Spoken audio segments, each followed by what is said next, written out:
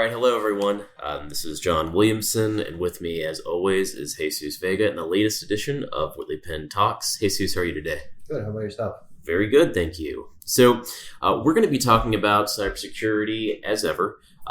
We are going to focus this particular month on Cybersecurity Awareness Month. So, for those of you that are unfamiliar, Cybersecurity Awareness Month is a joint initiative between the National Cybersecurity Alliance and the Cybersecurity and Infrastructure Security Agency. So this year's theme is Do Your Part, Be Cyber Smart. So today we're going to go over, I think, some really helpful tips that all of us can take with us. We're going to be discussing social engineering and phishing. So Jesus, my first question for you, just help us understand, what does that mean? What is social engineering?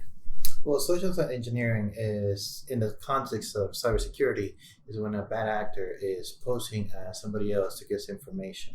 So a quick example is those emails that we all get that I'm a prince from Egypt and I'm trying to get money out of the country and I need your help to get out of it.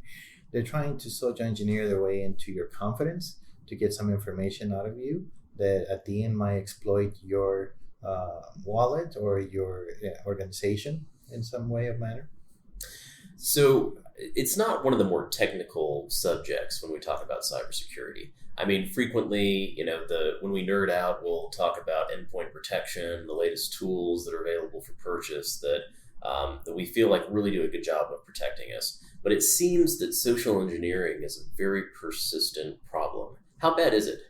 Well, Verizon puts a study every year, and in 2021, they assessed the 2020 year, and they collected data on almost 80,000 events, which out of those, we had almost 4,000 events that were specifically due to social engineering. These events are very common because people are in nature good-willed and they're always looking to help. However, there's some bad actors out there that are finding ways to take advantage of people's goodwill.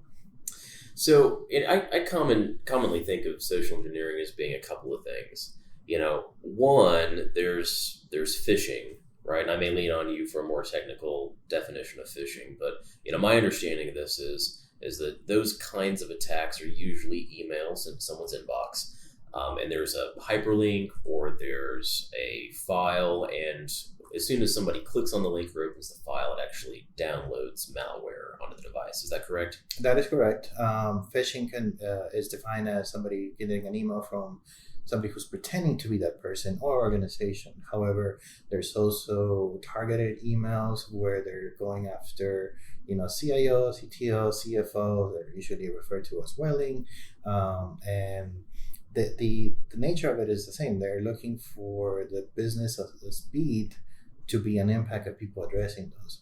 Not only is it downloading some malware, it also might be potentially having somebody do an action they would not typically do with a sense of urgency. We can talk about a couple of examples of a high level. Last year, we had one of our clients who underwent an event where an accounts payable person received an email saying, I need you to change our bank information from what it is right now to this new bank information and send a payment out. What was interesting is this information was known to the bad actors about the company and the date that the payment was due, and then they provided the new banking information. This company sent a payment on a tune of $120,000 to this new bank account. Then fast forward a couple of weeks, the client that the payment was intended to go reached out to our client saying, where's our payment? When they looked back, they realized that email came from, it was a phishing email.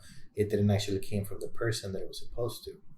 So that human nature to help and get something done quickly in order to facilitate affected the company. So in this particular scenario, malware really played no part, right? But the assumption is the cyber criminal gained some intelligence about how the company operates, perhaps who the approved vendors are, who they frequently do business with, and then simply tried to dupe them into sending the money. Correct. And this is the part that I was talking about is a human nature. There's been studies done on phishing, and one of the things that we're all prone to is to talk about ourselves. There's been other events. I'm not going to go into a lot of specifics on multiple events because we want to make sure we talk about what phishing is and how can we address it, but I'm just going to give a little bit of example. In this particular case, what I suspect happened, this is just my opinion, we never got all the factual information, what was the source, but I believe that the person or who was involved was an innocent victim. If you have an entry-level person who receives a call from a job recruiter saying, hey, I know you're in entry level, but I have a mid-tier position, let's talk about what you do. Tell me a little bit about your job duties. Tell me about your responsibilities. That person is possibly getting excited of moving up in the career and unwittingly might provide information that from a bad actor perspective is very valuable information. When is accounts payable being processed? When are the checks being cut? Who are the signers of those checks? Those details might sound not important to somebody when they're talking about what they do and from a job interview perspective. However, from the bad actor perspective, who is disguising himself or herself as a recruiter, that's just invaluable information, which then leads to that phishing email where it comes in with no malware, nothing that the security perimeter tools is going to see as offensive, let it through to the person's inbox and say, hey, I'm your boss on the email title. Please update this, or the vendor. Jesus, I think you bring up a very good point. That's a perfect example of some kind of social engineering exercise actually tricking somebody into giving away information. Let's not forget that most of us post a lot of information about ourselves through social media. It's very easy to search through LinkedIn and determine who the controller is, who the treasurer is, and it's our folks in accounting and finance that are probably going to be subject to a lot of these kinds of tricks and attacks, not to mention some of the IT personnel as well. Yes. So, one thing that I found to be interesting, Jesus, maybe you can talk about this, is, I've found that phishing is often the most common attack vector in a breach. So the way that I understand it is that cyber criminals can often use multiple attack vectors, but to the tune of approximately 90% of breaches involve some form of phishing. So how is this normally the first how's this first domino in a series of dominoes that leads to a breach? So let's pivot a little bit and talk about our friends at the Colonial Pipeline. They had a big breach. It's been in the news. It's recent events. Basically shut down the East Coast due to lack of fuel distribution. This was basically a phishing attack. Bad guys are getting smart. They're also lazy in the sense that they're going to look for the path of least resistance. Organizations have this multitude of tools to protect the perimeter. However, the weakest links that we have is ourselves. People trying to do a job, trying to do quickly.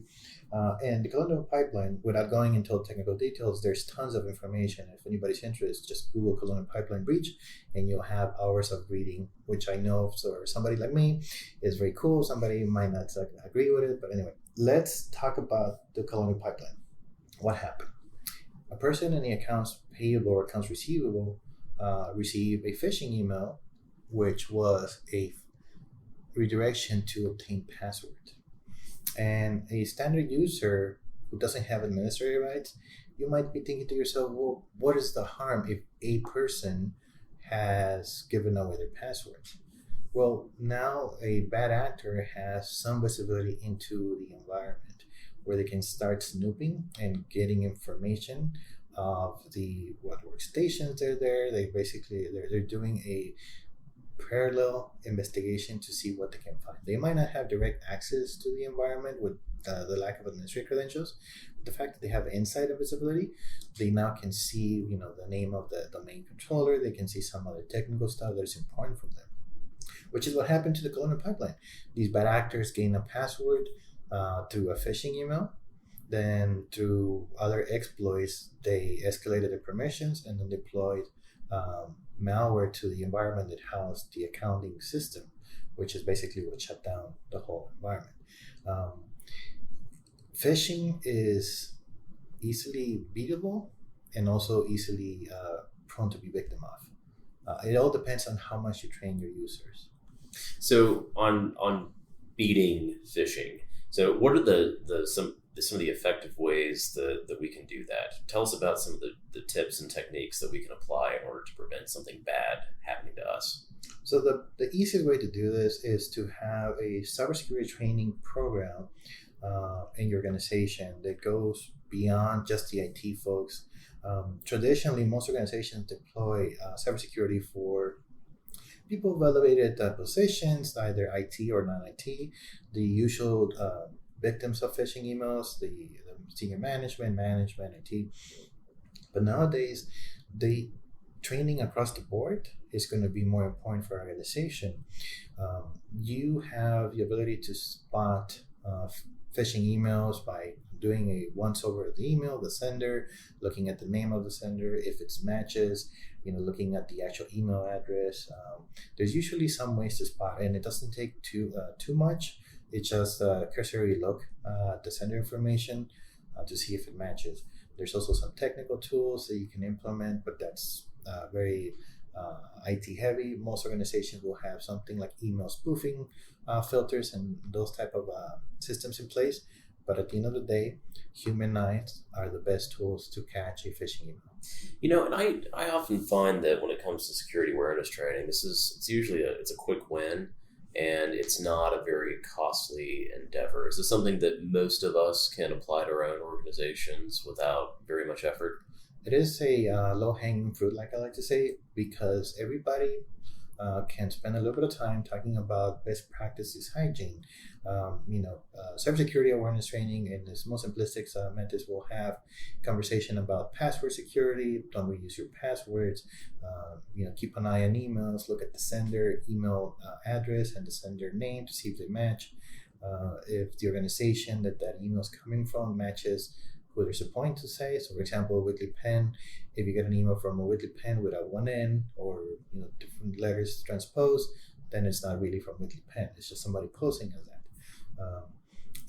It can be done by either cloud solutions, learning management solutions that they're usually inexpensive, and they have those contents prepared for you where you just assign those classes to people. And there's a multitude of classes from cybersecurity, advanced IT, best practices for the developers.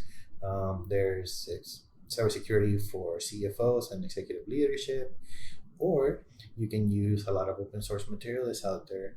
Download best practices PowerPoints, collect your team, put them in a conference room or a virtual Zoom meeting or whatnot, and then just discuss best practices.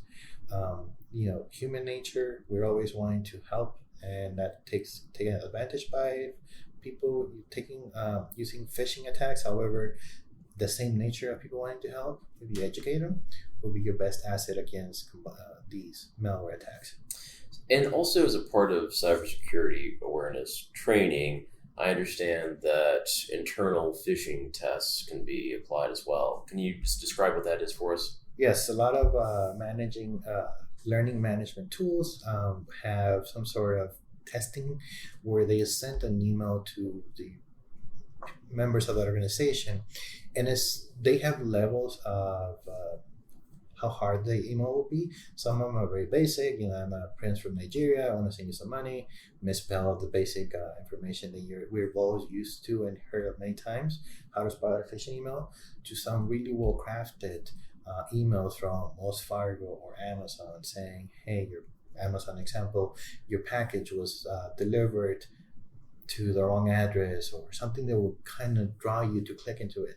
But the email is drafted and it looks very good. It looks almost indecipherable, but there's a few key differentiators that they train you to spot.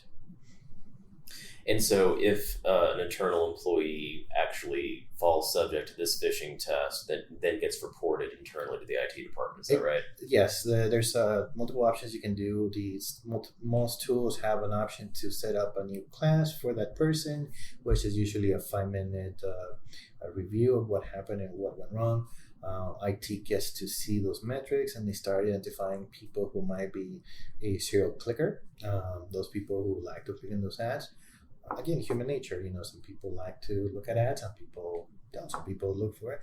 Everybody is prone to falling victim for those. I personally have fallen for a couple of them here and there, but I like to say that I learned from those, because the IT folks will target everybody in the organization, and it's only fair to do so, as everybody is prone to receive a phishing email, from C-level folks all the way to your everyday users. Well, thank you, Jesus. I really appreciate that overview. I hope this is going to be a really effective and easy way for all of us to take some lessons learned and apply security awareness training internally at our own organizations. I do think that this is probably one of the easiest and best ways to improve everyone's cybersecurity posture. So we'll continue this podcast series throughout Cybersecurity Month in the month of October, but we thank you for your time and we appreciate you listening to Whitley Penn Talks. Thank you.